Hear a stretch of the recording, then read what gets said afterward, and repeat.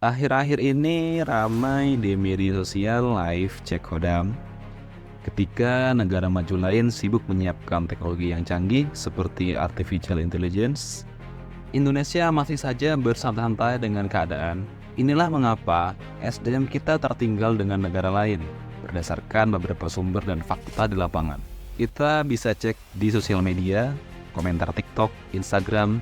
Banyak sekali komentar yang menunjukkan betapa rendahnya SDM kita. Berikut beberapa bukti dan data yang menunjukkan bahwa kualitas SDM kita masih tergolong rendah.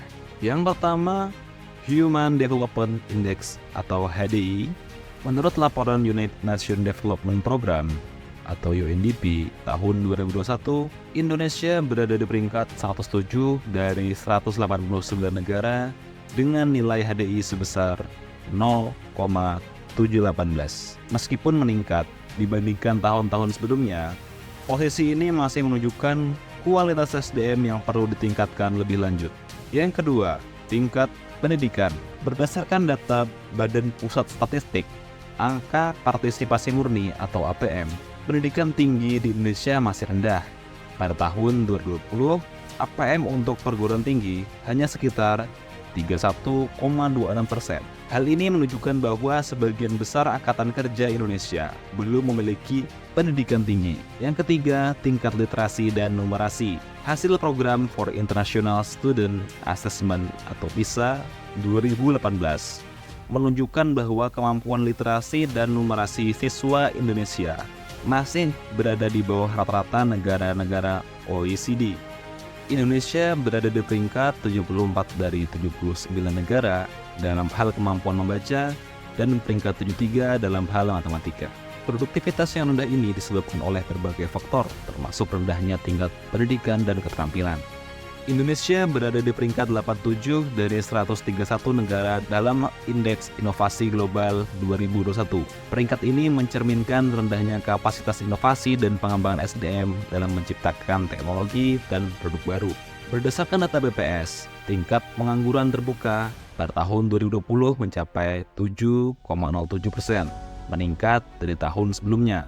Selain itu, banyak tenaga kerja yang bekerja di sektor informal dengan tingkat produktivitas dan upah yang rendah. Rendahnya SDM di Indonesia disebabkan oleh berbagai faktor yang saling berkaitan. Berikut beberapa penyebab utama yang dapat diidentifikasi. Yang pertama, pendidikan yang tidak merata. Akses terhadap pendidikan berkualitas masih belum merata di seluruh wilayah Indonesia.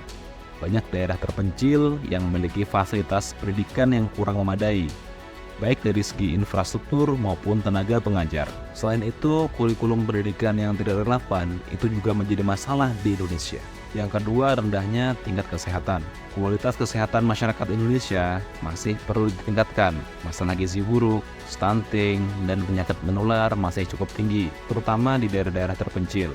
Kesehatan yang buruk dapat menghambat perkembangan fisik dan kognitif anak-anak yang pada gilirannya berdampak pada kualitas SDM di masa depan. Yang ketiga, kurangnya pelatihan dan pengembangan keterampilan. Program pelatihan dan pengembangan keterampilan bagi tenaga kerja masih kurang memadai. Banyak pekerja yang tidak mendapatkan kesempatan untuk meningkatkan keterampilan mereka, baik melalui pendidikan formal maupun non-formal. Akibatnya, kemampuan mereka untuk beradaptasi dengan perubahan teknologi dan kebutuhan pasar kerja menjadi terbatas. Yang keempat, kesenjangan ekonomi dan sosial. Kesenjangan ekonomi dan sosial yang tinggi membuat sebagian besar masyarakat sulit untuk meningkatkan kualitas hidup mereka.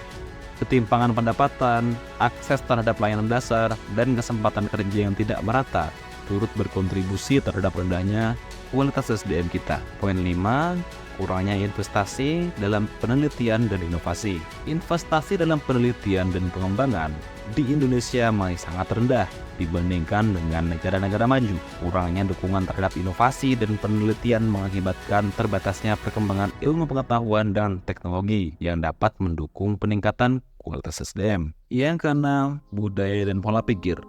Beberapa aspek budaya dan pola pikir masyarakat juga dapat menjadi penghambat. Misalnya kurangnya penghargaan terhadap pendidikan tinggi, ketergantungan pada pekerjaan informal, dan kurangnya dorongan untuk terus belajar dan berkembang. Yang terakhir, birokrasi dan regulasi yang rumit. Birokrasi yang kompleks dan regulasi yang tidak efisien seringkali menghambat pengembangan SDM. Proses yang panjang dan berbelit-belit dalam mendapatkan izin atau akses terhadap program-program pengembangan dapat mengurangi motivasi dan partisipasi masyarakat. Saya akan memberikan langkah-langkah untuk meningkatkan kualitas SDM kita. Yang pertama, peningkatan akses dan kualitas pendidikan, memperbaiki infrastruktur pendidikan, meningkatkan kualitas tenaga pengajar, dan menyusun kurikulum yang relevan dengan kebutuhan pasar kerja. Yang kedua, peningkatan layanan kesehatan, meningkatkan akses terhadap layanan kesehatan yang berkualitas, terutama di daerah-daerah terpencil, dan melaksanakan program-program gizi kesehatan yang efektif. Pengurangan kesenjangan sosial dan ekonomi, melaksanakan kebijakan yang mengurangi kesenjangan pendapatan dan meningkatkan akses terhadap layanan dasar bagi seluruh masyarakat, meningkatkan investasi dalam penelitian dan pengembangan serta mendukung inovasi melalui berbagai insentif dan program pemerintah. Dengan upaya yang berkelanjutan dan kolaborasi dari berbagai pihak, kualitas SDM di Indonesia dapat ditingkatkan sehingga mampu bersaing dengan negara-negara lain.